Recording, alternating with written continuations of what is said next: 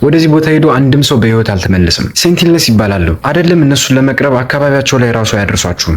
ከዘመናዊ ዓለም ጋር የሚያገናኛቸው ምንም አይነት ነገር ስለሌለ ዓለም እነሱን አግልሎ ነው የሚኖረው። ግልጽ ለማድረግ ያክል እነዚህ ሰዎች የኋላ ቀር ወይም የጥንት ህይወት ነው እየኖሩ ያሉት። ቦታው ላይም ከ60 ሺህ ዓመታት በላይ እንደኖሩ ይነገራል። አስቡት፣ እምነታቸው አይታወቅም፣ የሚያወሩት ቋንቋ አይታወቁም፣ ብዛታቸው እንኳን ስንት እንደሆነ አይታወቁም። እርግጥ እዚህ በፊት ከእነሱ ጋር ተዋውቀን ነበር። ወደ ደሴቱን ለመጀመሪያ ጊዜ ተጠግተን ማንነታቸውን አጥንተን የሚያስፈልጋቸውን አንዳንድ ምግቦችን ማለትም እንደ ኮኮናት የመሳሰሉ ነገሮችን ሰጠን ነበር። ነገር ግን ያለ አንዳች ምክንያት ወደ እነሱ ሊጠጋቸው የሞከረውን ማንኛውንም ሰው በቀስት መግደል ይጀምራሉ። የህንድ መንግስትም ይህንን ካየ በኋላ ወደዚህ ደሴት አንድም ሰው እንዳይጠጋ ማስጠንቀቂያና እገዳ አስተላለፈ። ቢሆንም በ2018 ጆን አለን የተባለ አሜሪካዊ ክርስትናን ለመስበክ ወደ ቦታው ቢያመራም በቀስት ሊገድሉት ችለዋል። ቅርቡ ደግሞ ሌላኛው አሜሪካዊ ዩቲዩበር ወደ ቦታው አምርቶ ነበር። ነገር ግን እሱን የሚለየው እነሱ በሌሉበት የደሴቱ ክፍል ላይ ነበር ሊያርፍ የቻለው። ለሰዓታት ከቆየ በኋላ ከቦታው ቢወጣም የህንድ ፖሊስ በቁጥጥር ስር ሊያውለው ችሏል። አሁን ላይ ወደ ደሴቱ የሚጠጋ አንድም ሰው የለም። ነገር ግን በቅርቡ በድሮን የተነሱ ፎቶዎች የደረጃ እንዳሉ ያሳያሉ።